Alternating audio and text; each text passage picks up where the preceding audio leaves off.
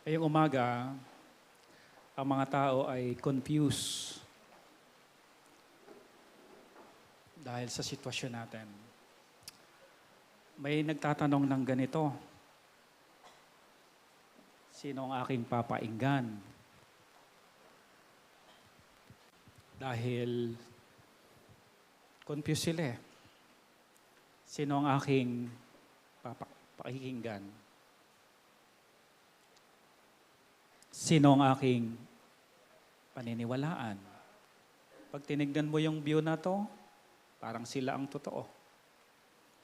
Yung sumunod na view, pag tinignan mo, parang sila rin yung totoo. Kaya confused ang tao sa panahon natin ngayon. Sino ang aking paniniwalaan? Pangatlo, natanong ng tao, sino ang aking pagtitiwalaan? Sabi ng expert na ganito, kaya ganito ang sitwasyon, kasi ganito. Kukontrahin naman ng isang expert na ganito daw. Ganito daw. Sino ang aking pagtitiwalaan? Marahil tayo bilang mga mananampalataya, dumadaan din tayo sa mga tanong na ito. At nahihirapan tayo kung ano ang desisyon na ating gagawin at kung saan tayo lulugar sa panahon nito ng pandemya. Ngayong umaga, dahil Bible character ang ating mga pinag-uusapan, ang pag-uusapan natin yung buhay ni Moses. At ito po yung title niya. Moses, listen to God and trust His Word. Lahat ng tanong na yun kanina na tatlo, paikinggan, paniniwalaan, pagtitiwalaan, listen to God, and trust His Word. Ikaw na Kristiyano ka, wala kang dapat na pinapakinggan, pinapaniwalaan, at pinagtitiwalaan, kundi ang Diyos.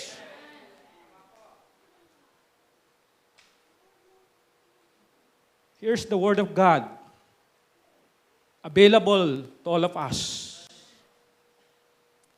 Why not read your Bible? Consult God, pray hard, talk to God, and read the Scripture. At hayaan mo ang Diyos ang mangusap sa iyo kung ano ang plano niya, kung ano ang gusto niya sa buhay mo. At kapag ito'y nalaman mo, wala tayong ibang dapat gawin kung hindi pagtiwalaan ang buong detalye ng mensahe ng Diyos personally sa buhay mo. Alam mo ba kapatid, na panggulo lang yung iba. Guguluhin lang ang puso mo, guguluhin lang ang isip mo, iko-confuse ka lang, pagdududahin ka lang. Pero sa Diyos, pag siya ang pinagtiwalaan mo, pwede kang tumayo. Pwede kang tumayo kasama niya. Tayong lahat muna ay tumayo at manalangin. Ama naming Diyos, salamat po sa umagang ito. Salamat po sa mga awiting aming narinig na may katotohanan na mayroong kaming langit na pangako na tutunguhin sa kabila ng buhay na ito. Salamat Panginoon dahil kinonsider nyo kami na iligtas. At ngayong umaga, i-consider namin kayo. I-worship namin kayo, paikinggan namin kayo, at pagtitiwalaan namin kayo. Anumang duda, Panginoon, na meron ang aming puso patungkol sa inyo. Anumang mga pagtatanong meron sa aming puso patungkol sa inyo at paglilingkuran namin sa inyo. Lord, pakitanggal niyo po. Dahil kami lang po iyon ang nag-iisip ng ganon. Pero ni minsan, hindi kayo nag-isip sa amin ng puro ikasasama ng aming buhay. Salamat sa inyo at sa inyong salita na nasa amin ngayon. Mangusap ka po sa bawat isa sa amin. In Jesus' name we pray. Amen. Amen. Napo na po tayong lahat. Batiin niyo po muna ang inyong mga katabi ng Happy Lord's Day. Ayan.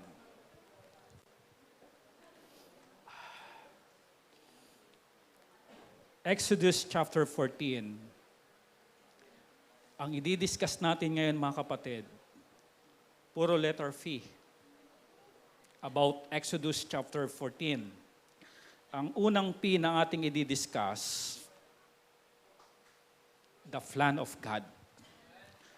May mga babasahin po tayong mga talata at sundan niyo pong maigi kung papaano diniscuss ng Panginoong Diyos kay Moses yung plano niya at kung papaano naman din sasabihin ni Moses yung plano niya sa buong Israelita. Detalyadong-detalyado kapag ating pinuna. Kaya nga po, ang atin pong title ngayong umaga, Listen to God. Listen to God. Pag sinabing listen to God, makinig lang muna. Ano man po meron tayo, present situation, alisin muna natin. Kung tayo'y nababagabag, nalilito, alisin muna natin. Listen to God muna tayo. Are you with me? Upo lang muna tayo, and then focus lang muna tayo, listen muna tayo sa Diyos sa pamamagitan ng lingkod niya na magbibigay ng mensahe sa bawat isa sa atin. Okay lang po ba yun ngayong umaga? Listen to God muna tayo. Amen. Tignan niyo po yung detalye ng sinabi ng Diyos kay Moses. Exodus chapter 14. Verse number 1. Kasi mamaya, may problema talaga ang Israel. Saan po? Paikinig at sa pagtitiwala. Okay. Verse number 1. And the Lord spake unto Moses, saying, directly the Lord spake to Moses. At ito yung sinabing detalyado na plano ng Diyos na sasabihin din naman ni Moses sa bansang Israel. Verse number 2. The Lord speak. Are you with me? The Lord speak. Okay, verse number 2. Speak unto the children of Israel. Kanino po sasabihin? Sa kanilang lahat. Ito ang problema, Sir Kyle. Milyon po ang Israelita. Kaya kung sila ay, kaya nga yung kanina, keep silent ba nakalagay doon? Worship service is ongoing. Kapatid, dito tayo magkakaproblema. Kapag pumunta ka dito, tapos hindi ka naman talaga nakikinig. Akala mo yung pagpunta mo dito at hindi ka nakarinig, hindi ka nakinig, lalago ka. Akala mo lang yun. Pag ikay nagpunta rito at hindi ka nakinig, hindi ka napakain spiritually. At hindi ka lalago spiritually.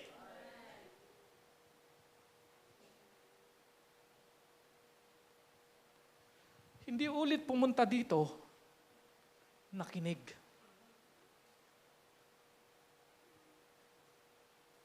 Problema, Sir Kyle, milyon ito.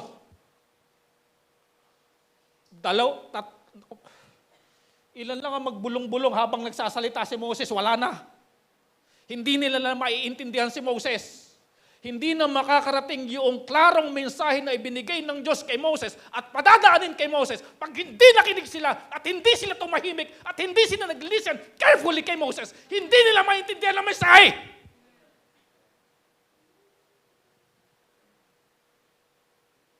Kaya akala nung iba, linggo-linggo nagsisimba sila, malago sila. Hanggang ngayon, hindi nagpapatawad. Malago ba yon? Hanggang ngayon, kung walang inisip kundi yung makikitang mali sa church, malago ba yon? Hanggang ngayon, walang ibang inisip kundi kontrahin ng pastor. Malago ba yon?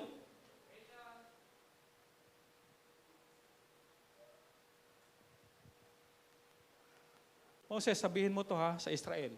Ilan po ang Israelita?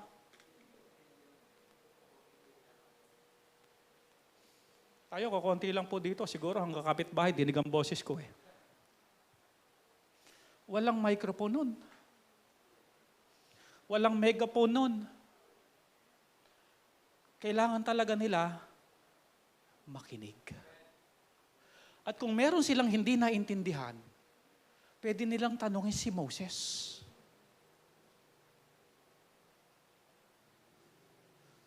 Napakahirap ng sitwasyon nila, Sir Jonathan. Para maintindihan nila at mapakinggan nila ng klaro yung instruction ng Diyos. Milyon sila eh. Pero the Lord instruct Moses, Moses, speak unto the children of Israel. Ito sabihin mo, Moses. Moses, problema mo to. Ano po? Use your strategy. Eh si Moses pa naman, di ba isa sa problema ni Moses, yung utal si Moses. Eh parang ang pastor nyo, yung P at saka yung F, hindi ma-identify. Pogi. Eh dapat di pogi, di ba? Dapat ganon. O dapat magtanong kay pastor, ano ba ibig sabihin nyo, pastor noon?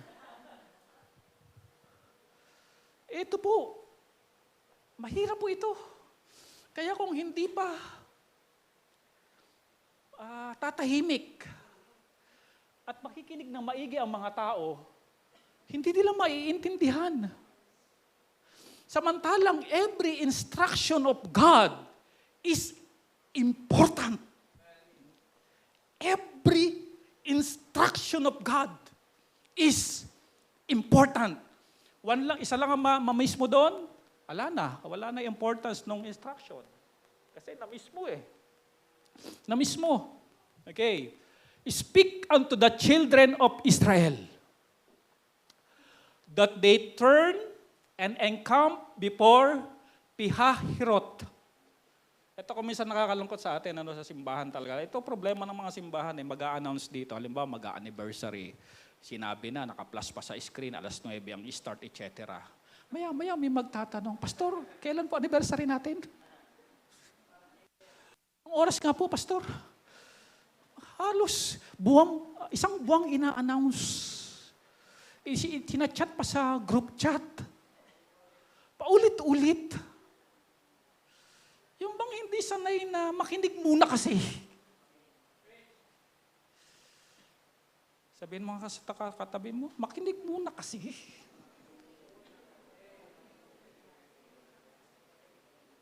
Here's the instruction of God. That they turn and encamp before Pihahirot. Doon kayo magkakampo. Ito'y between Migdol and the sea. Between Migdol. Parang watchtower tong Migdol eh. At saka sa dagat. Ito sila. Between. Okay. Over against Baal Zepon. Before it shall ye encamp by the sea. Moses, sabihin mo yan ha. Yung place kung saan pupunta. Malinaw ba ang place? Church, tatawagin ko po kayo. Malinaw ba ang place paglinggo kung dapat nasaan tayo? Kapag wala namang kadahil-dahilan wala ka sa simbahan, nasa maling lugar ka. Hindi yun ang instruction na malinaw ng Diyos. Wala namang kadahil-dahilanan nasa ibang lugar. Nasa kwarto, nasa galaan, nasa SM, nasa beach, nasa resort. Bawal lang dine-in na kumakain sa McDo.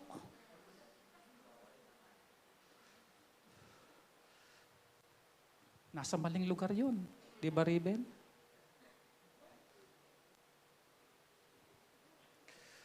Moses, ganun magbigay instruction ang Diyos, sir, eh. Hindi ka malilito. Pero ang mundo nakakalito, di ba? Alin ba totoo? Alin ba talaga totoo? Nakakalito ang mundo. Pero sa Diyos, hindi nakakalito. At pag tayo nag-confirm sa mundo, malilito ka talaga. Okay. Before it shall encamp by the sea. Alam ba, maraming churches ngayon, litong-lito pag linggo kung saan dapat nandoon sila.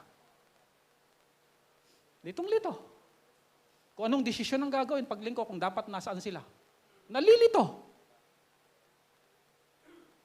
Church, dapat ba nasaan? Not forsaking. What? The assembling for ourselves together. Huwag kakaligtaan. Alam ba ng Diyos na magka-pandemya ngayon? Nabago ba yung Hebrews 10:25? Are you with me? No. Church, as a Christian, di ka dapat nalilito.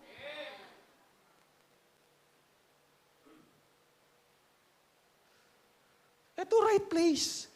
Moses, sabihin mo ito. Here's the plan of God. Idinidiscuss ng Diyos kay Moses. Here's my plan.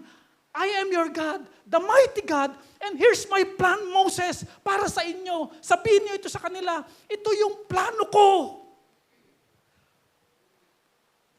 Please. For Pharaoh will say of the children of Israel, they are entangled in the land. The wilderness hath shut them in. Plano ng Diyos? Sabi ng Panginoon, sasabihin ng Pharaoh, ayan, nagkakaligaw-ligaw na. Hindi nila kabisado ang wilderness. Ayan, naliligaw-ligaw na sila. Kasama sa plano? Yes! Kasama sa plano. Hindi lang puro maganda sa paningin natin ang plano ng Diyos. Meron din hindi maganda sa paningin natin. Hindi lahat ng plano ng Diyos maganda sa puso natin. May plano ang Diyos na hindi maganda sa puso natin. Hindi lahat ng plano ng Diyos maganda sa isipan natin. May mga plano ang Diyos hindi maganda sa isipan natin at sa damdamin natin. Are you with me? Isa yung sasabihin ng pero, ayun yung mga tanga, naliligaw na. Diba? Ganun ang iisipin ng pero Yan, tingnan yung mga baptist, Parang mga, ewan.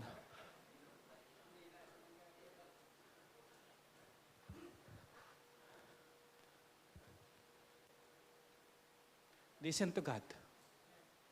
And here's the plan of God.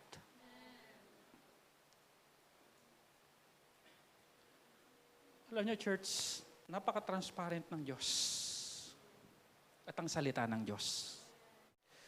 Kailangan nating pakinggan at another thing na dapat nating gawin, trust His Word. Kung magmukha akong ewan sa paningin ng tao? Kung tignan ako ng tao na mga kapitbahay ko na kami ganito? Ano ngayon? Ito'y kasama sa plano ng Diyos.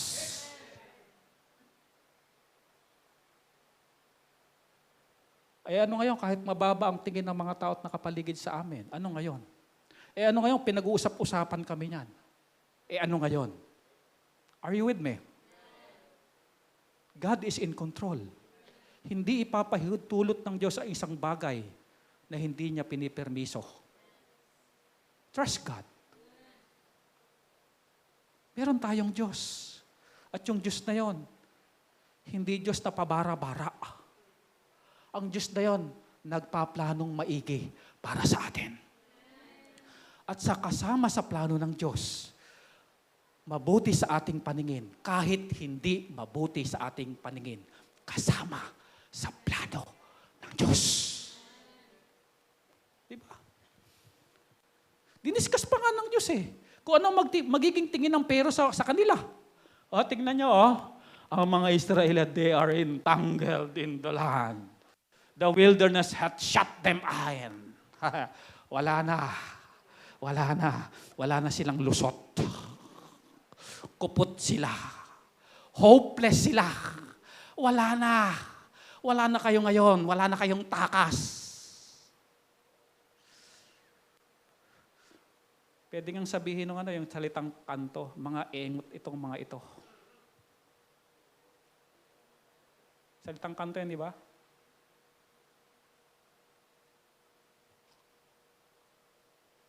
Trust God.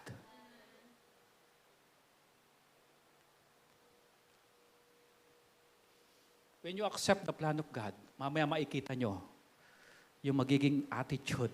May dalawang attitude dito mamaya eh.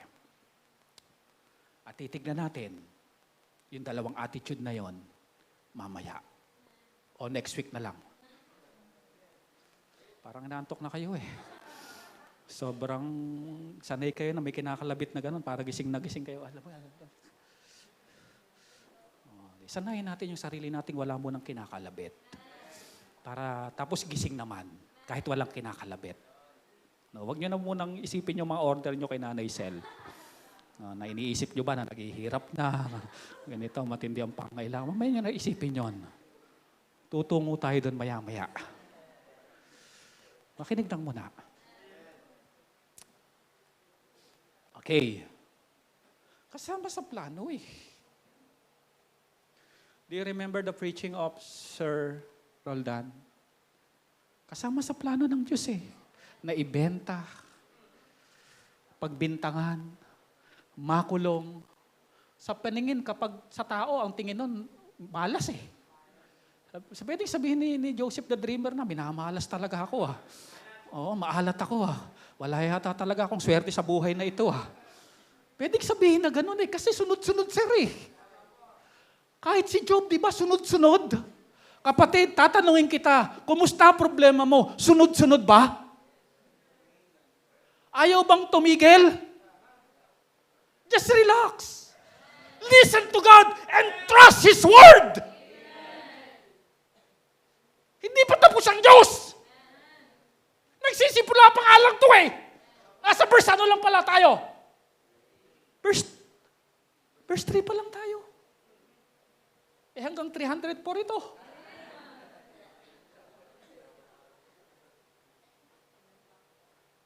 Kapatid, relax lang muna.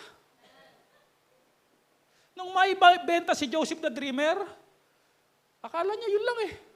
Pinagkanulo siya, di ba? Muntik na siyang patayin, yung palauna eh, no? Tapos ibinenta. Akala siguro okay na to. Okay na ako, ano na ako eh, may blessing na dahil pinagkakatiwalaan na siya. Akala niya okay na eh. Hindi ba pala? Ano ba pala? Pagbibintangan siya, na-rapist siya. Tapos akala niya ganun lang. Ikukulong pala siya. Akala niya ganun lang. Kinalimutan siya nung kasama niyang ikinulong. Na in-interpret niya yung panaginip. Akala niya tapos na. Pinabayaan siya. Pero, sinabi kay Joseph, bago mangyari yon, yung plano ng Diyos. Ngayon, ito, listen to God and trust His Word. Ito yung plano niya noon na pwedeng plano niya ngayon sa atin.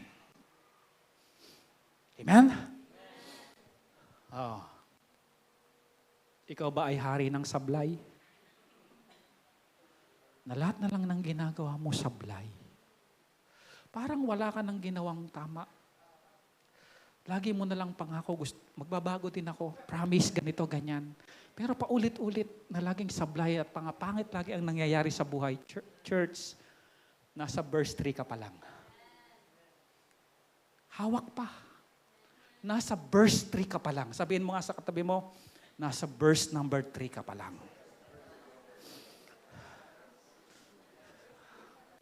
Hindi verse 3 ha, iba naman yon.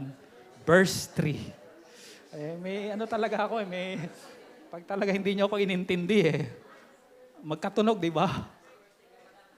May pagkamausis ang pastor niyo pasensya na. Okay. Entangled kayo dyan. And I will harden the Pharaoh's heart that he shall follow after them. And I will be honored upon Pharaoh and upon all his hosts, that the Egyptian may know that I am the Lord.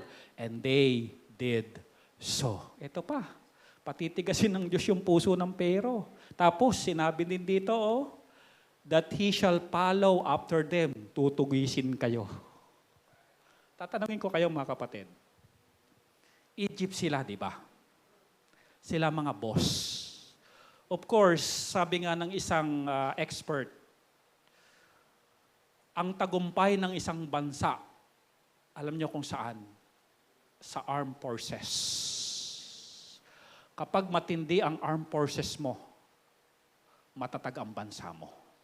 Tama po ba yun? Like America, Russia, Philippines. Diba? Ang dami natin dito mga tirador, sumpit, teka-teka, boga. Tayo top 1 eh. Sa totoo lang. We can kill Goliath. Amen? Totoo yun eh. Egypt, mayaman po ito. Meaning to say, mga trained soldier ang hahabol. At ang hahabulin, dekadang, 100 years nga yata, no? Slave. Ang alam lang hawakan, Sir Jonathan, martilyo, pala, hollow block, kabilya. Yung ano yun, Sir, yung kutsara. Ang alam lang nila, magpalitada. Sino hahabulin? Yung mga ganong klaseng mga tao. Ito pa, may sasakyan ba sila? Karamihan sa kanila, naglakad. Mga kaka-out lang sa trabaho nun, sir, mga pagod pa. Tapos wala pang minandal.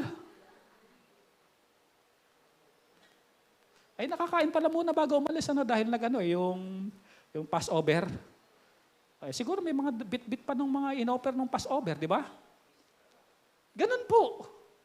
Pero ito po, Egypt, walang inatupag po ito. Lagi po itong nasa firing range. Talagang pinapractice nila yung accuracy ng kanilang mga sibat at mga pana. Wala pong inatupag itong mga soldier ng Egyptian kung hindi ihasa ang kanilang mga espada. Wala po itong ginawa kung hindi mag-produce ng mga vest, mga helmet. At wala pong itong ginawa kung hindi mag-jogging tuwing umaga. Ha, ha, harig, harig, ha, ha. Wala pong inatupag kung hindi magkaganito po ito.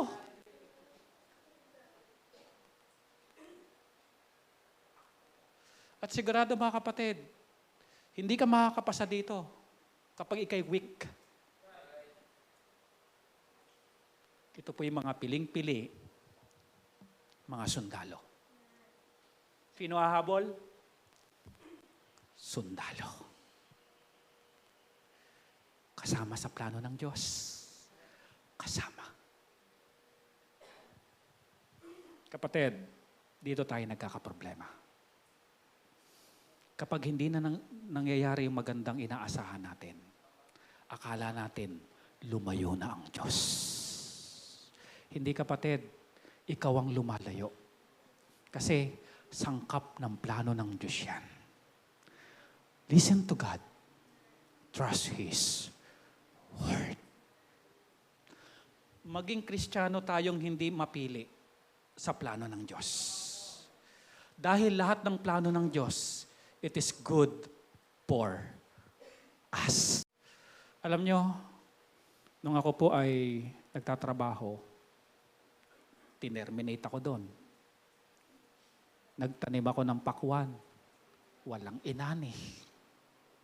Sabi ko, paano kami mabubuhay nito? Isa ako sa inaasahan ng aking pamilya. Ang tawag doon, Goldilocks winner. Hindi lang bread, kundi Goldilocks winner. Sabi ko, paano to? Di ba parang ang pangit? Wala nang trabaho, wala nang income. Ibinukas ng Diyos ang Bible School. Sabi ko, no choice. Ang Bible School naman, para lang yan sa mga tambay. Tambay na ako. Kasi naririnig ko yun sa mga pastor eh. Maraming nasa Bible School. Yung mga tambay. Yung mga walang magawa sa buhay. Ayun, nasa Bible School. Alam niyo na mga Bible student. Nung pala kasama sa plano ng Diyos. Nung pala nasa verse number 3 lang pala ako noon. Hindi pa ako umaabot sa 304. Ganun po eh. Are you with me, church? Napakahirap ng buhay namin, sir, noon. Makakwento ko lang. Totoo. Magsasaing ang nanay ko ng isang gatang. Tapos, ilang kaming magkakapatid. Tapos, hahatiin na yun. Pag naubos mo yun, wala nang balikan. Yun na yun eh. Ganun kahirap. Tapos, nawalan pa kami ng trabaho. Alam ni Ella yun eh. Hirap ng buhay. Nung pala, nasa verse number 2 pa lang kami. Are you with the church? Baka nga kung minsan nasa atin, nasa verse number 1 pa lang eh. Yung sasabihin pa lang ng Diyos yung plano. Ano lang church? Stay ka lang. Magsimba ka lang na magsimba. I-reveal pa ng Diyos yung verse number 2, verse number 3, etc. Just keep on. Hindi pa tapos ang Diyos. Dahil kung tapos na ang Diyos, pinauwi ka na sa langit. Okay. Susundan kayo ng mga yan. And here's the execution of the plan. Ang Diyos hindi lang puro plano. Ang Diyos, ginagawa pa rin niya yung plano. Okay, here's the execution of the plan. Verse number 5. Okay, bago pala yun. Ito yung mapa. Ito po sila, Ay yung Migdol. Ayun yung dagat. How many days sila from 16? Almost 9. 9 days sila. Napaikot-ikot. Tama nga, Tama yung plano ng Diyos. Nag-entangled sila. 9 days nga ba, sir? Almost 9 days. Abay, napakatagal noon. Pag ganun-ganun sila, Gaganon-ganon sila. Abay, wala palang daan dyan, Dito, dagat dito. Pag bumalik naman kami dito, abay, papunta kami ulit sa Egypt. Abay, hindi naman pwede. Mamumunto kami, sandaan dito. Bundok, dagat. At doon pinapunta ng Diyos. Okay, verse number 5. And it was told the king of Egypt that the people fled, and the heart of Pharaoh and of his servant was turned against the people. And they said, why have we done this, that we have let Israel go from serving us? Teka lang, natauhan. Bakit ba natin pinaalis yung mga yan? Aba, wala na tayong katulong ngayon dito. Wala na tayong mga alipin. Alam nga naman tayo ang magpala. Alam naman tayo ang magpalitada. Alam nga naman tayo ang magbaluktot ng mga kabilya. Alam nga naman tayo ang maghalo ng mga simyento. Alam nga naman tayo ang mga magbuhos ng mga Egypt, yung mga pyramid na yan. Aba, teka lang. Bakit ba natin pinalaya? Di ba? Ano nangyayari na? The execution of the plan. Verse number 6. And he made ready, ayan na nga po sinasabi natin, his chariot and took his people with him. Magbibilang po tayo ngayon. Are you with me? Handa po ba kayo? Bibilangin natin kung ilan ang isinama ng Pharaoh. And he took how many? 600. Not only chariot, but chosen chariots. Pumili siya ng mga magaganda gulong. Mitchell ang gulong na chariot. Di ba? Pumili. How many? 600. Yung bang sir? Matic. Hindi manual. Yung ba sir, yung may 60. Para mabilis-bilis ang habulan. How many yon? 600. Tapos, yung nakamapler pa, yung maganda, yung gano'n ang tunog. Para yung bang tunog pa lang, 200 kilometers per hour na. Gano'n ang pinili niya. Para matugis agad. Kasi ilang araw na naglalakbay, malayo-layo na eh. Ilan yung piniling gano'n? 600. Dami, di ba? And then ano pa? And all the chariot of Egypt. Ito na yung mga manual. Ano? Ito na yung mga manual. Basta lahat ng available na chariot, sige, kasama yan. Opo. And captains over every one of them. You see, organize. Bawat pangkat ng chariot may captain. Okay? Sila unang tatakbo, yung 600. Naka-6 yan. Yung may wangwang pa, yung bang tatabi lahat. May tinutugis eh. Yan ang mauna, yung may mga blinker. Yan ang mauna. Tagahawi. Tapos lahat na ng chariot sa Egypt. Just imagine, church, lahat ng chariot. Pinapunta. Sunod sila lahat. At bawat isa na grupo may kapitan. Tindi, ano? Organize. Okay. And the Lord hardened the heart of Pharaoh. Ayan. The execution of the plan. But the plan is clearly instruct to the Israelites. Di ba klaro? Bago mangyari yung plano, clearly, in-instruct ni Moses sa kanila. Habulin kayo ng pero, titigisan ko puso niyan. Sasabihin niyan, entangled kayo, etc. At hahabulin kayo niyan. Hahabulin kayo niyan. Are you with me? Hahabulin kayo niyan. Okay. Pero, and he pursued after the children of Israel, and the children of Israel went out with an high hand.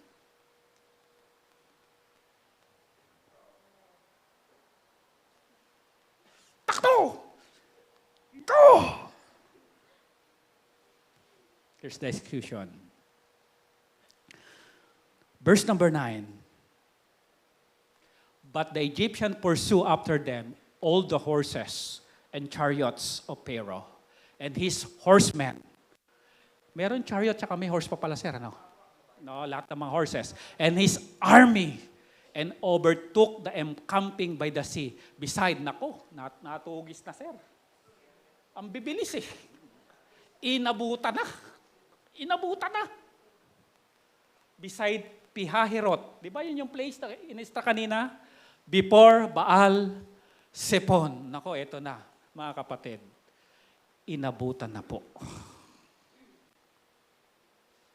ng mga galit na mga Egyptian soldier.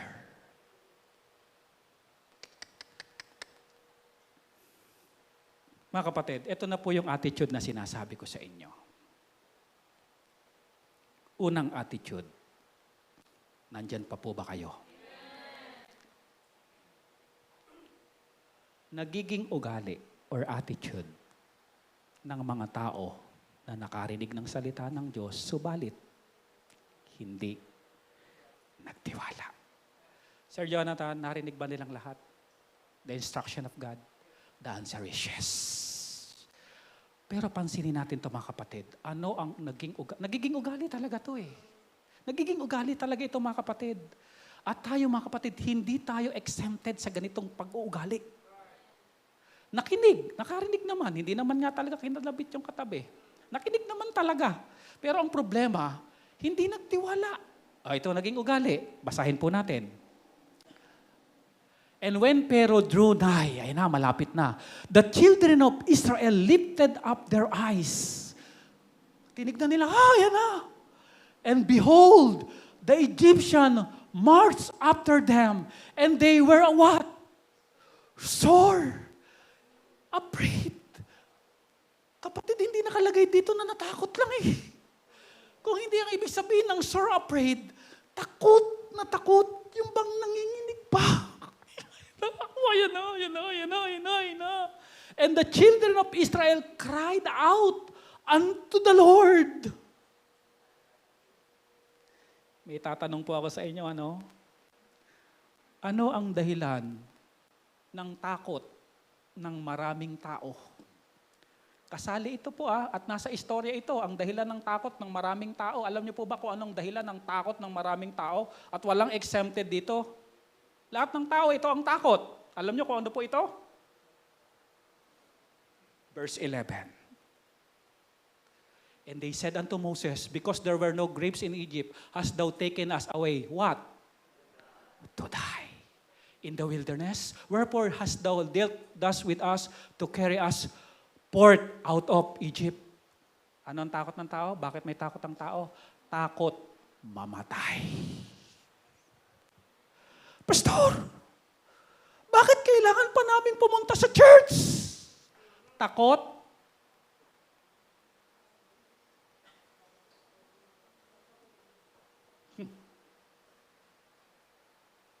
Are you with me?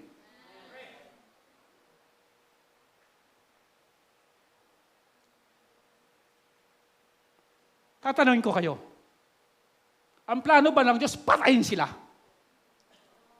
May sinabi pang gano'n ang plano ng Diyos? The Bible tells us not forsaking. Plano ba ng Diyos na patayin ka dito?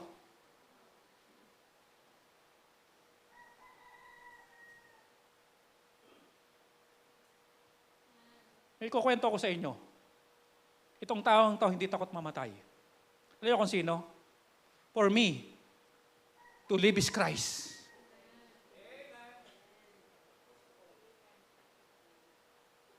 To die is gain.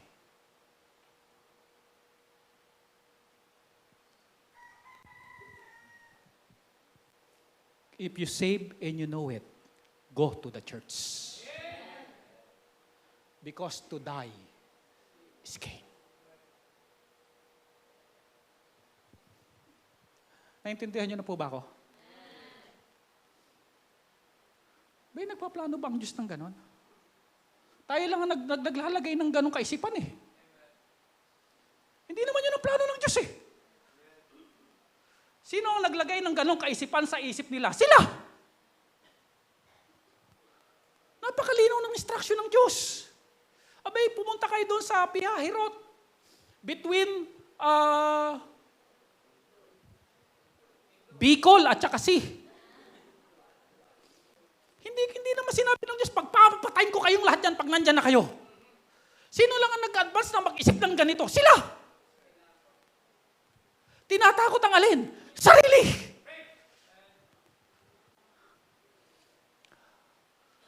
Oh. Nakakalungkot hindi takot pumunta ng palengke. Hindi po takot pumunta ng trabaho. Tapos nagre-reason out pag sa church.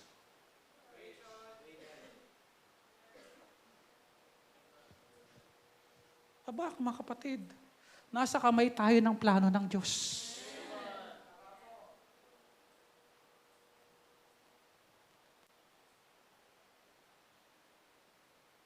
Meron pa akong kilala, hindi takot mamatay, sir. Alam mo kung sino?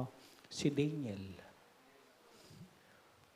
Meron pa akong isang kakilala, 3 pala, magkakaibigan. Shadrach, Meshach, Abednego. Alam niyo, patakot ng demonyo? Death. Yan ang panakot ng demonyo. Death. Mamamatay ka. Alam niyo, itong nangyayari sa ating bansa, ikinamamatay talaga ng tao, anxiety. Kasi tinakot ng mundo. Hindi makakain, kung ano na iniisip, paano na ang pamilya ko, paano na yung mga iwanan ko. Tinakot. Parang itong mga ito. Anong takot sir ang nangyari? Nanginginig pa. Sore, afraid. Kung yan, ma-overcome natin yung death na kinatatakutan. Ano pa ang katatakutan mo? Ang number 1 na kinatatakutan ng tao. Tapos in-overcome mo. Ano pa ang katatakutan mo? Are you with me? Kalabitin mo ang katabi mo.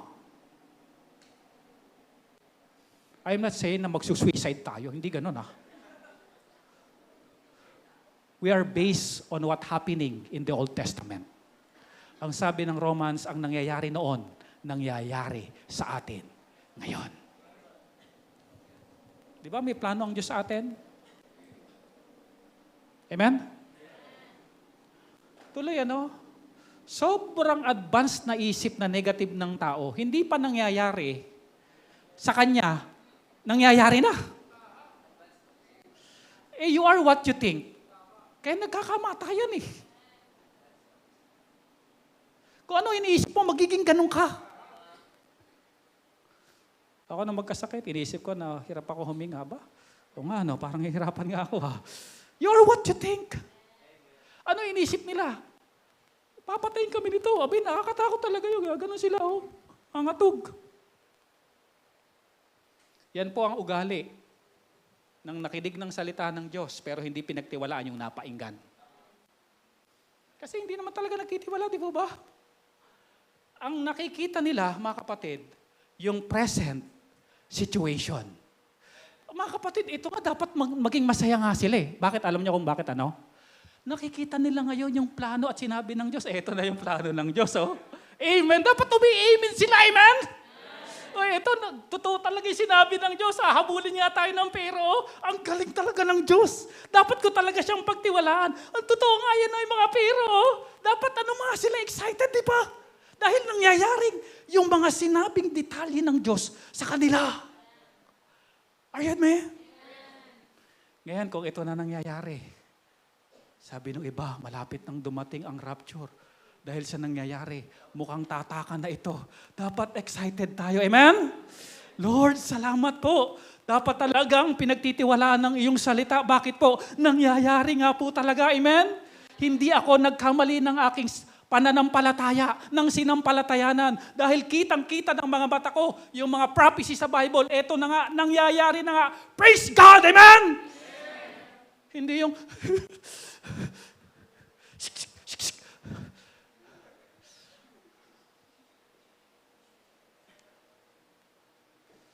Lord, salamat po. Ang promise mo, ine-execute mo. Hindi ko malapit na mag-rapture. Praise God. Diba, Sir Junel? Nung itinuro ko yung langit kay Junel, sabi niya, uwing-uwi na si Junel. Akala lang natin kasi mas masarap mamuhay dito, kaya ayaw nating mamatay. Ayaw nating iwanan to. Alam niyo ba, mas maganda sa eternal life? Ano yung katatakot na naman natin ngayon? Dapat ano nga tayo, lalong umaalab ang faith natin. Dahil the fulfillment of prophecy is at hand.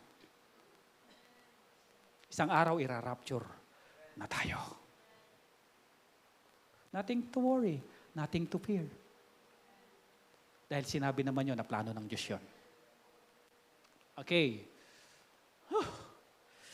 Pangalawa, eto sabi nila, is not this the word? Di ba sinabi naman sa iyo, Moses, let us alone, that we may serve the Egyptian. For it had been better for us to serve the Egyptian than that we should die in the wilderness. Yun pala yung sinabi nila kay Moses bago sila maglakbay. Moses, okay lang kaming pagsilbihan ng Egypt. Hayaan mo na kami. Ayan, ito nangyayari ngayon sa mga Kristiyano, sa mundo. Hayaan mo na. Alam mo yung yung pinoportray ng Egypt ngayon, yung world system? Egypt is world system. Sa panahon natin, yung world system. Ito attitude ngayon ng maraming tao. Mas gustong sundin ang Egypt kaysa ang Panginoon. Di baling alipin sila ng prinsipyo ng mundo. Huwag lang silang pumunta sa church. Online na lang tayo. Virtual na lang tayo. Mas gusto naming magpasakop sa gusto ng mundo kaysa sa gusto ng Panginoon. Di ba ganyan nangyayari kayo? Kaya sabi sa inyo, nauulit lang nangyayari noon Iba lang ang istorya, iba lang ang situation. Amen? Just imagine. Kontento sila. Sir Jonathan na alipin. Abay, hindi dapat. May plano ang Diyos. Abay, hindi dapat buong buhay mo alipin ka. May plano ang Diyos. Lagi kang inuutusan. Wala kang hawak kung yung gano'n na lang. Abay, maganda isang araw, ballpen na lang ang hawak mo. O kaya lapis at ginagano mo dito. At ginagano mo yung plano. Dito bintana, dito yung ano.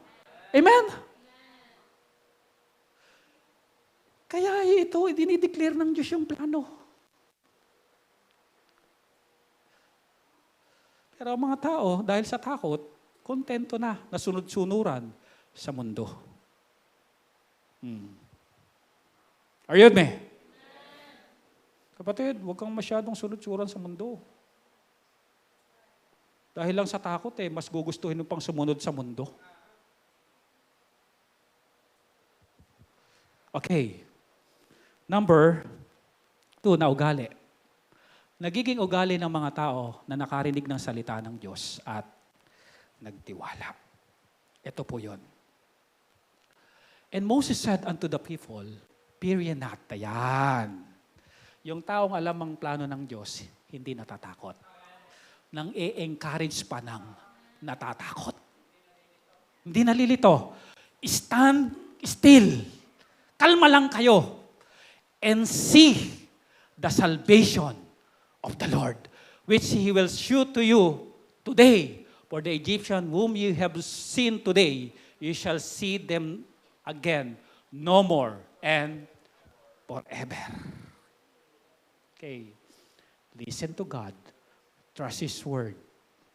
And you will see the salvation of the Lord. Pag sinabing salvation of the Lord, yung pagliligtas na gagawin sa inyo ng Diyos. Maaalis din kayo sa sitwasyon na yan. Maaalis din. Yun ang ugali ng nakarinig at nagtiwala. Ano po? Kalmado lang. Hindi takot. Kasi ano po? Ang namamayani sa puso niya, yung plano ng Diyos. As I said, mga kapatid, binubuli tayo ng mundo. Ipinapaisip ng mundo, dapat ganito, dapat ganyan, dapat ganito, dapat ganyan. Kumins, tuloy tayo. Yung mga plano at mga prinsipyo ng Diyos, nawawala na, napapalitan ng mga prinsipyo ng mundo. Kaya ang outcome, anxiety, fear, worry, depression, hopelessness. Church, meron tayong Diyos. At merong plano ang Diyos. Painggan at pagtiwalaan ang plano ng Diyos sa bawat buhay natin. At ang outcome niyan, kalmadong pamumuhay. Alam niyo kung anong isip meron itong si Moses ngayon? Makinig maigi. Paano siya naging kalmado at hindi natakot? Makinig maigi. Ano ginawa ni Moses? Ito po ginawa ni Moses. Makinig po muling maigi. Ito po ginawa ni Moses.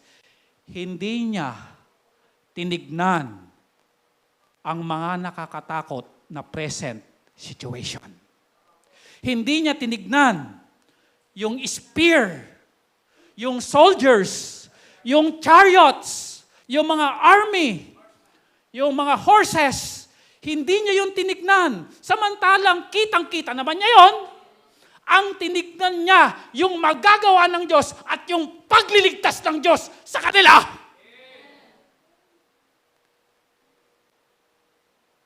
Ano ang sitwasyon mo ngayon? Pastor, di ko mahiwasang tignan. Titingin at titingin ka lang din.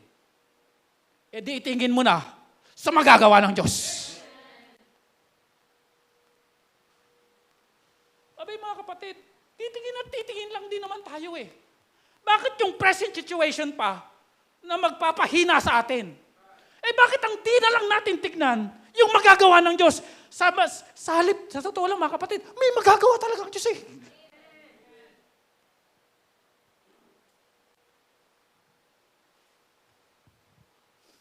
Diba magkaiba ng kaisipan? Bakit natatakot yung mga tao? Ang tinitignan nyo nakakatakot. Pangalawang kaisipan, anong tinitignan? The salvation of the Lord.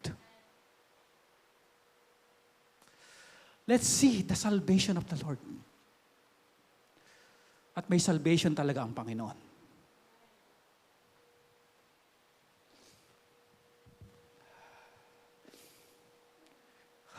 Sabi siguro ng mga Israelita, mga karpintero lang kami, paano na yan? Hindi natin kaya itumba to. Hindi natin kayang itumba to. Sa totoo lang mga kapatid, may mga problemang hindi talaga natin kayang itumba eh. Pero kayang itumba ng Diyos para sa atin. Okay, yan po yung ugali. Pili tayo ano ugali gusto natin. Okay. Pastor, mahirap. Mahirap na hindi tumingin sa present situation.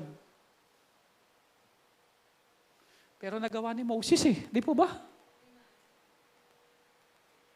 Nagawa eh. Si Moses ba eh, wala dun sa sitwasyon na nakikita yung mga Egyptian. Kapatid siya, leader dun eh. Andun din siya sa sitwasyon na, the same situation sila lahat. Pero magkaiba ng nakita.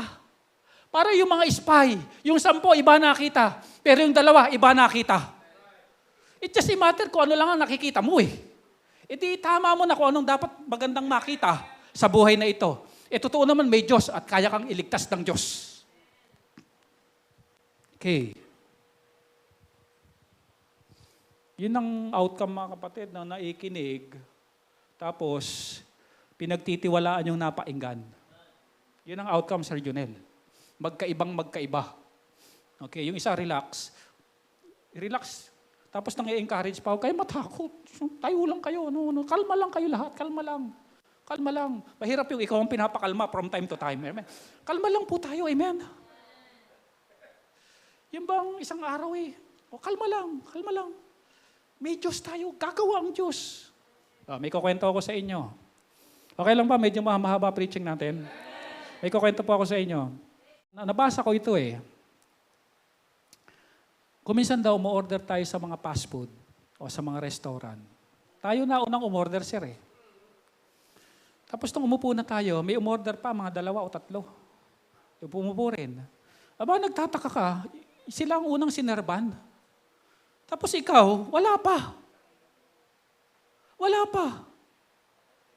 Alam niyo po ang prinsipyo sa ganon? Ito po prinsipyo nun eh. Once na in-order mo na sa Diyos yung kailangan mo, kumikilos na yon sa kusina. At kuminsan kaya matagal yung order mo kasi steak pala ang in-order mo.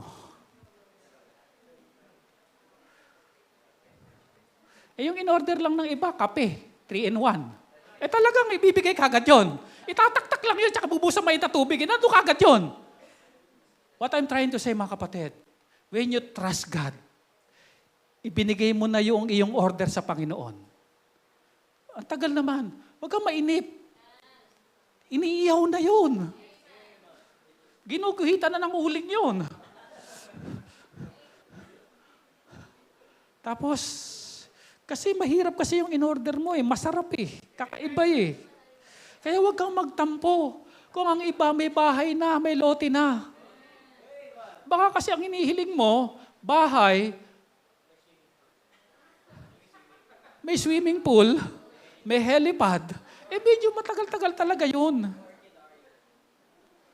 Tapos ang hinihiling mo talaga, pagbabago ng buhay ng taong yon, kuminsan it takes time.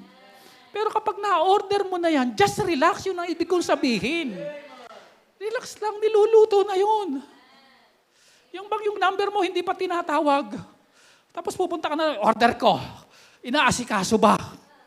Inaasikaso. Alam niyo po ba ang Thessalonica, when you study the background of Church of Thessalonica, alam niyo po ba ilang buwan lang nagturo si Pablo doon? Pero ang tindi ng pananampalataya. At tinuruan ni Paul na mag-pray. What I'm trying to say mga kapatid, kahit bagong mananampalataya ka, God can hear you.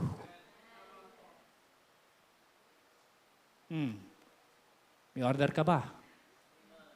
Order na. And trust the kusina na niluluto na yon. Upo ka lang doon, relax lang. Ganun-ganun ka lang. Oh. Kasi 3-in-1 lang kanila eh. Kaya ando na. Mabilis talaga yun. Dapat ganun ang attitude, amen? Bahay lang kasi in-order nila, kaya andyan na. Madali lang kasi yun eh. Ako, aeroplano eh, kaya...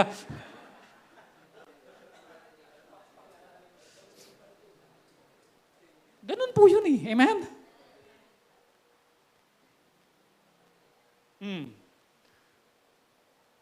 Fear ye not. Stand still. Saan nakapokus si Moses? Sa sinabi ng Diyos. Mga kapatid, stay lang kayo sa Word of God. Kaya sabi ko sa inyo, huwag kayong malilito mga kapatid. Stay dito. Stay. Read your Word, the Word of God. Read the Word of God. Stay to the Word of God. Si Moses, yung kanyang puso't isipan, naka-stay kung ano sinabi ng Diyos. Yung mga Israelita, nawindang na. Dahil natakot na sa mga present situation. Ang present situation, hindi lang yan, may future pa. Sabihin mo sa katabi mo, may future ka pa.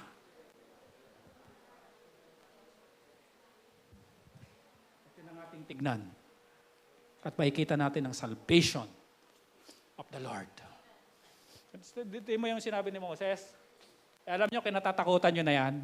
Yung mga pinag-aalala nyo ngayon na yan. Yung mga problema nyo na yan. Nakikita mo, sabi ni Moses, nakikita mo yung mga problema nyo na yan. Kita nyo mga yan, mga Egyptian na yan. Isang araw, hindi nyo na yan makikita. Kumusta present situation mo? Problemado ka ba? Isang araw, kapatid, hindi mo na yan makikita.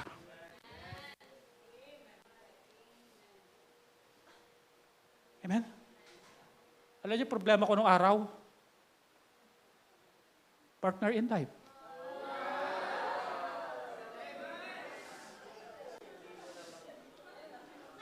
Hindi ko na. Yung problema, hindi ko na makikita yung problema na yun, di ba? Kasi nakita na.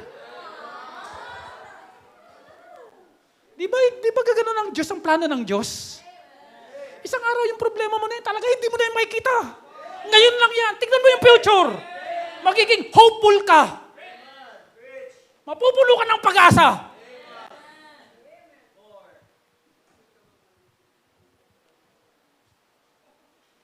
Oh, di ba? Ano problema mo ngayon? Sige nga. Sabi ni Moses, yung ba mga problema nyo? Yung mga hungkag ng mga Egyptian na yan? Yung may mga pa-training pa na yan? Yung pang, yung pag-ganyan pa, hareg, yan ba mga problema nyo? Yung mga yan? Yung mga may matutulis na tabak na yan? Yung may mga shield na yan? May mga chariot pa na yan? Yan ba problema nyo? Isang araw, hindi mo na yan makikita.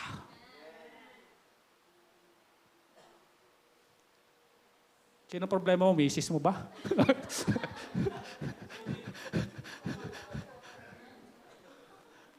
Misis mo ba problema mo o mister mo? Isang araw.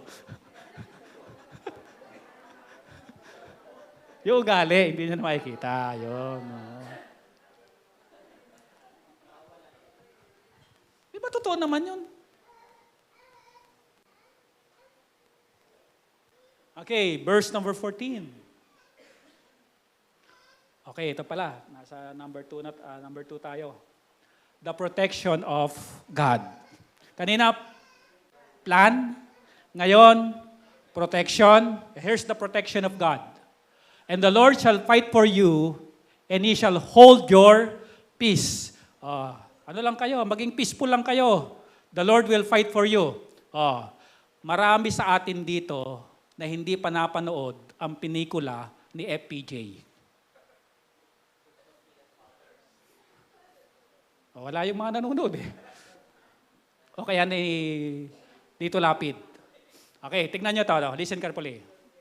Pansinin nyo kapag naikipagbarilan si Fernando po at saka si Dito Lapid. At meron silang mga kasamang mga inosente, yung leading lady, tapos kuminsan may mga bata, tapos ano ba yung kasama niya lagi? Yung mga second man niya? Sidekick. Kapag sila yung mga inosente sa gera at sa labanan, ano ginagawa nila? Pinapatago lang nila mga kapatid eh.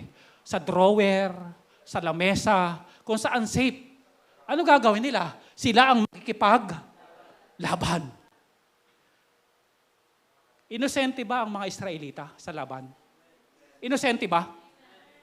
Inosente. Kaya ang sabi ng Panginoon, chill lang kayo. I will fight for you. Alam niyo ba si Lito Lapid? Kapag isa na lang ang bala niya, dalawa pa yung kalaban, didiskartehan na lang niya yan. Kukuha ng kutsilyo. Para mahati. Bang! Patay ang dalawang kalaban. Minsan nangyari, isa na lang ang bala niya. Pero ang dami-dami pang kalaban. Alam niyo ang kinuha ni Lito Lapid noon? Yung salandra. Pagputok ni Lito Lapid, dahil salandra, pang! Yung maraming kalaban, patay lahat.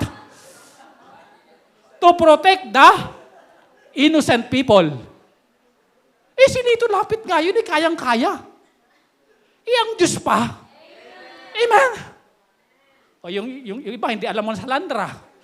Mag-google kayo mamaya, malaman nyo kung ano yan. Bistay, salaan. You see, mga kapatid, yun ang attitude, di ba, ng bida. Yung mga innocent, hindi niya palalabanin yun. Siya ang lalaban para sa kanila. Mga kapatid, may mga laban talaga sa buhay na ito. Hindi tayo expert. Sa virus, expert ba tayo? Hindi. Sa mga problema na kailangan ng mga abogado, expert ba tayo doon? Hindi po eh. The Lord will fight for us or for you. Kung minsan may susuungin tayong problema, hindi tayo expert. Yung maglalakad ng papel, magpapalipat ng pangalan, hindi tayo expert dyan eh. Kung minsan yung lupa, hindi tayo expert dyan eh. Kung paano papantayin ng buhok, hindi tayo expert dyan eh. But the Lord can fight for us. Kapag hindi mo kaya, relax ka lang. Kayang lumaban ng Diyos para sa iyo. Sabihin mo sa katabi mo, lalaban ng Diyos para sa iyo.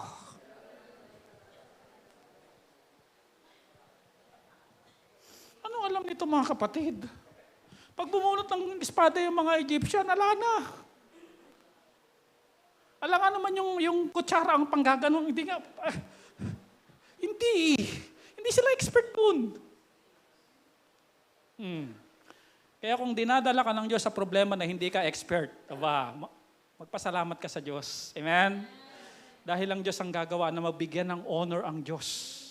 Kasi kapag kaya natin, baka magyabang pa tayo eh. Yung problemang yan, ganito lang ginawa ko dyan eh. O, nalusutan ko. Yung problemang ganyan lang ang ginawa ko. Temo, nalusutan ko. Pag kaya natin gumisal, baka magyabang pa tayo eh. In fact, plano ng Diyos eh, para siya ay magkaroon ng honor sa pero. Amen? Okay. I will fight for you. The Lord shall fight for you. And you shall hold your peace. Ang ganda ng plano ng Diyos, sir, ano?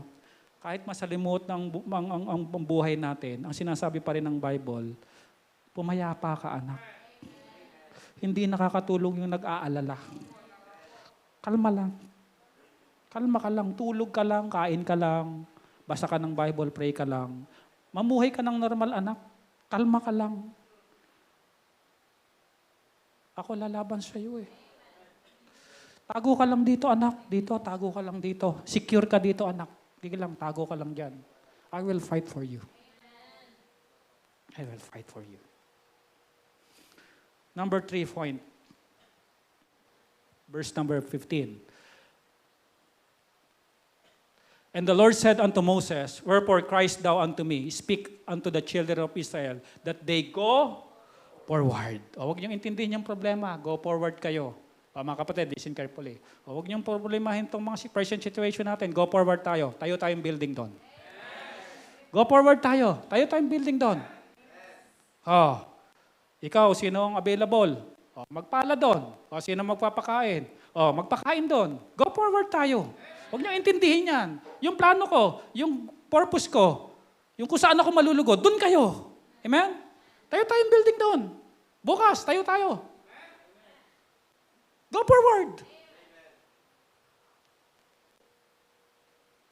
Third point, the power of God.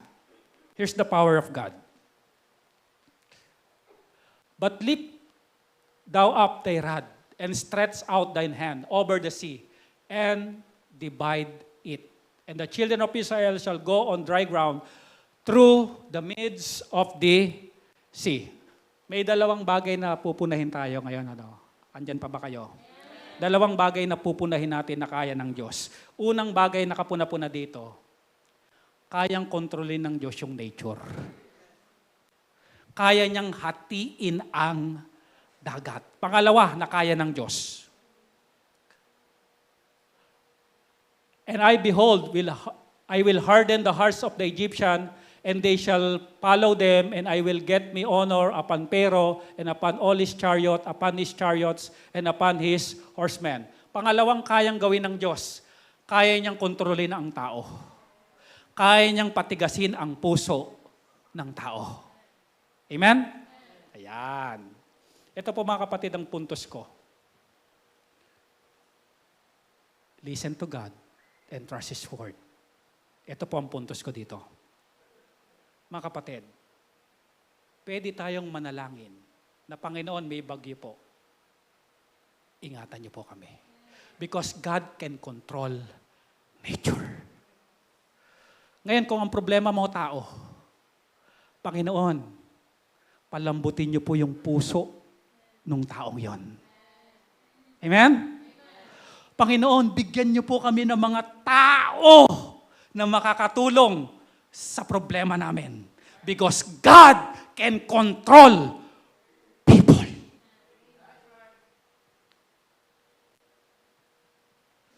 Sir, hindi ordinaryong tao ang kukontrolin ng Diyos.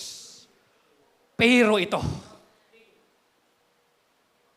Walang ano-ano sa Diyos yung may katungkulan. Walang ano dyan sa Diyos marunong-marunong. Pag kinontrol ng Diyos yan at pinagkatiwala mo yan sa Diyos, God can control people. Yun po yung power of God. Ang sarap, di ba? Meron tayong ganong Diyos. Talaga, Sir Jonathan, marirelax ka, Lord. Nature, may problema ako sa nature. May bukid kami, kailangan umulan. Pwede ko ipag-pray, Lord, paulanin mo. May problema ako sa tao. Lord, kayo ang bahala sa mga taong ito.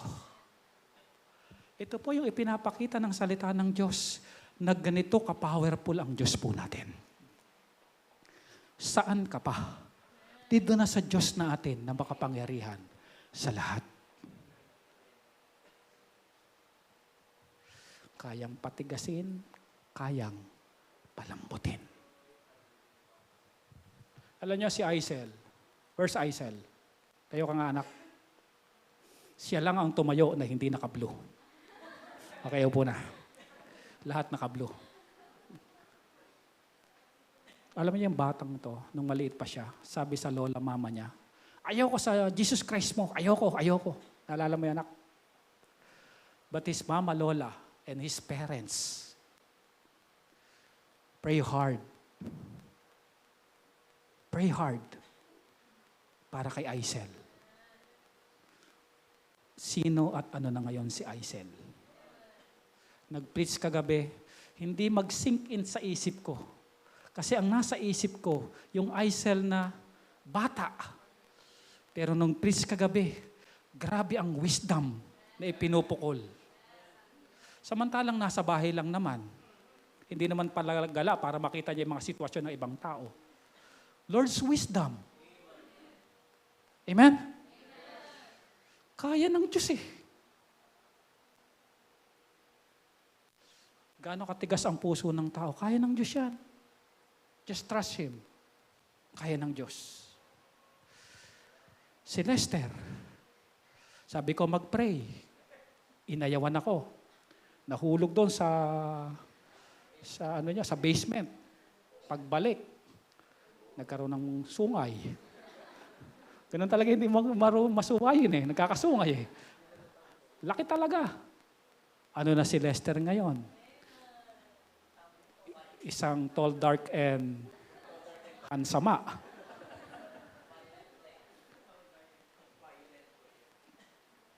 Galing mag-preach sa biyaya ng Panginoon. Okay. Tao ba ang ipinagpe-pray mo ngayon? God can control people. Nature ba? Pinagpe-pray mo, God can control nature.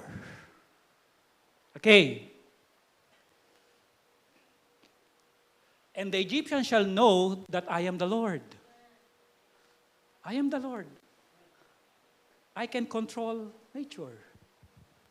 Kahit itong mga ito, kaya kong kontrolin to.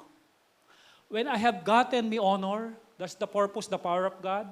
Lord, sino bang may kasalanan? Yung bang magulang o itong bulag? Wala silang kasalanan. Kundi para i-display ang aking kapangyarihan.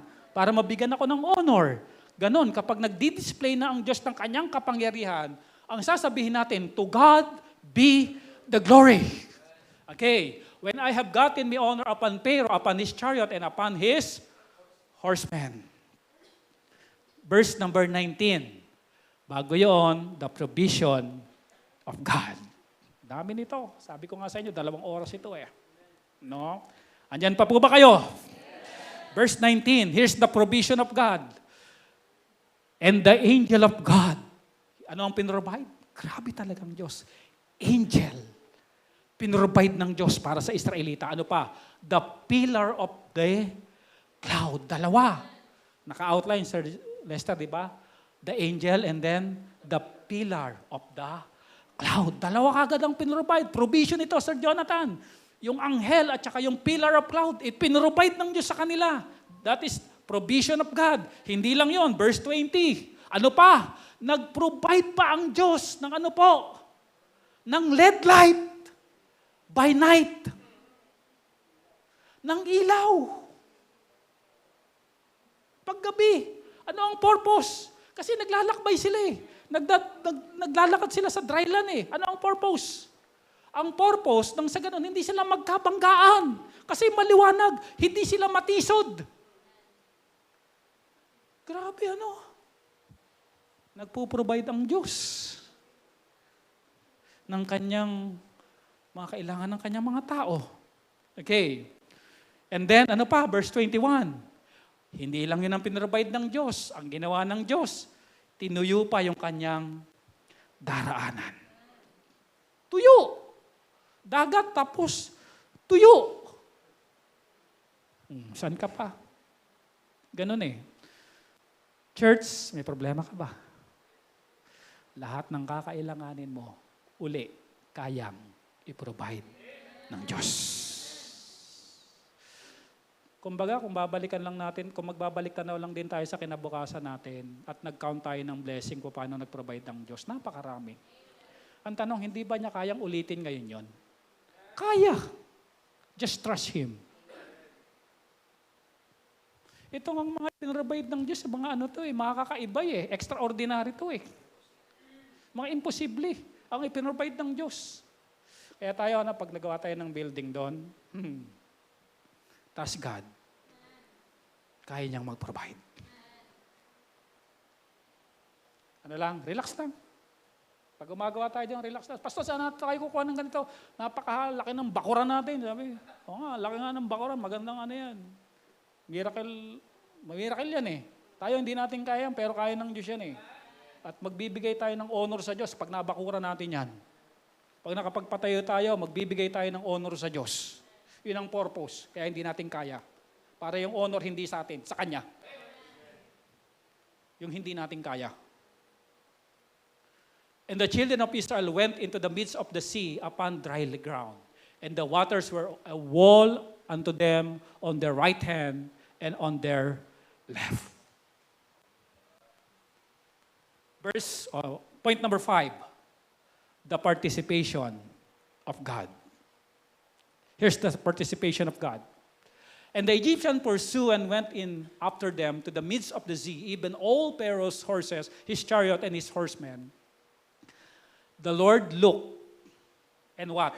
Troubled the host of the Egyptian. Nag-hands-on pa ang Diyos. Tinignan at ginulo ang mga Egyptian.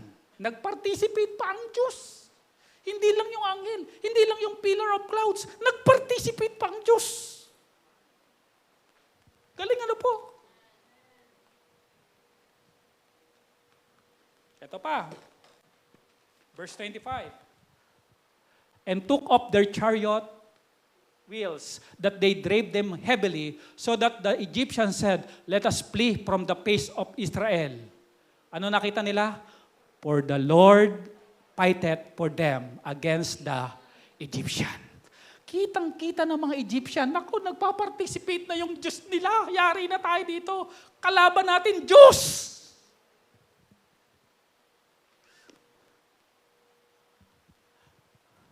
Verse 26. And the Lord said unto Moses, stretch out thine hand over the sea, and that the waters may come again upon the Egyptian, upon their chariots, upon their horsemen. Ganun mo, Moses, uli yung ano mo, yung hawak mo.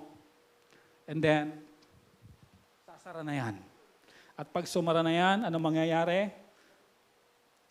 Verse 27, and the Lord overthrew the Egyptian in the midst of the sea. Sino ang nag-throw? Diyos. Participation of God. Okay. Ito ang conclusion. Verse 31.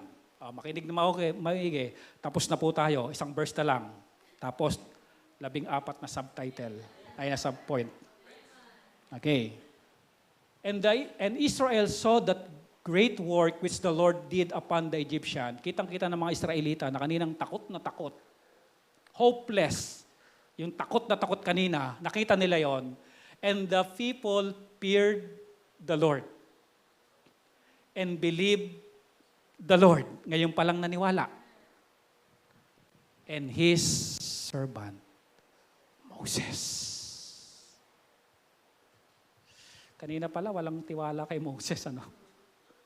Kanina pala walang tiwala sa Diyos. Totoo naman no? Ngayon nung makita na yung buong plano, execution, nagkaroon sila ng takot at paniniwala sa Diyos at sa lingkod ng Diyos. Kahit po mukhang hindi ka panipaniwala ang pastor nyo. Amen? Tinawag ng Diyos yan.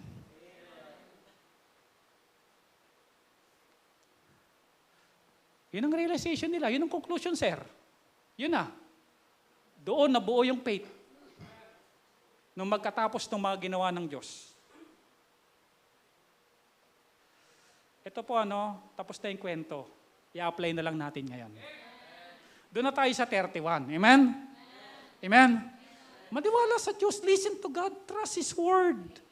Even the man of God. Amen? Huwag puro kunta sa man of God.